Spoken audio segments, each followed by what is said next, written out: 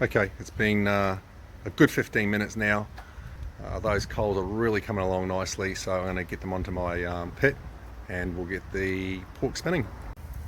A little bit windy here today, so I've had to put a barricade up to try and protect the heat from blowing away in the wind. Also to stop the coals from blowing the coal dust all over the piece of pork. We don't want that. So as you can see, I've got a metal tray in there which is directly below the roast pork to catch all the fat. You don't want fat dripping onto your coals, otherwise you're going to end up with burnt crackling, and that's the last thing we want. Now I bought a counterbalance today. I was going to put that on, but I've really got this piece of pork balanced nicely, so I'm not going to use that today, but it may come in handy in the future. Just got a little bit of crackle just starting to happen there, as you can see. So I'm hoping to do this in about 2.5 hours. We'll see how we go. We'll check back in about an hour and see where we're at. So I've had my pork on for an hour now.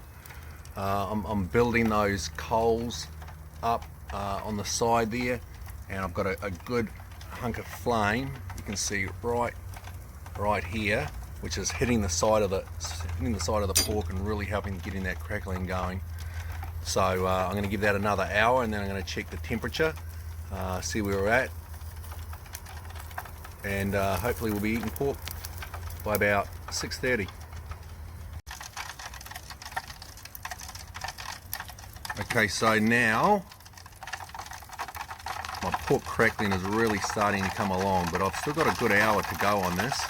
So I've had to lift up the spit. Luckily I've got these holes and I can lift it up and down to control the temperature.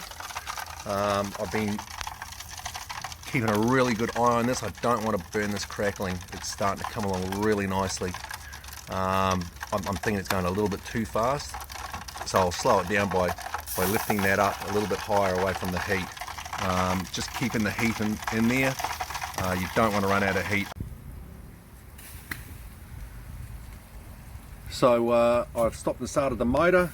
I've built the coals up. You can see I've built the coals up under there, got them nice and close to the pork. I've stopped and started the motor to get that crackling to absolute perfection. Just remember, when you're doing the crackling, once it's burnt, you can't unburn it. So take your time, move those coals around, keep the heat going. Now we need to hit a temperature of 72 degrees or thereabouts. Let's see where we're at.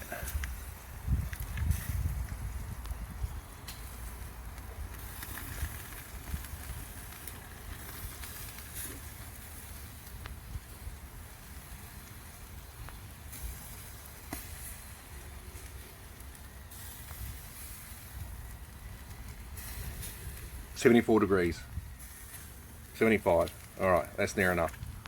That pork is done. So we're going to take that off, cut the crackling off, put it in the oven, wrap the pork in foil, let it sit for 20 minutes, half an hour, and then we're eating.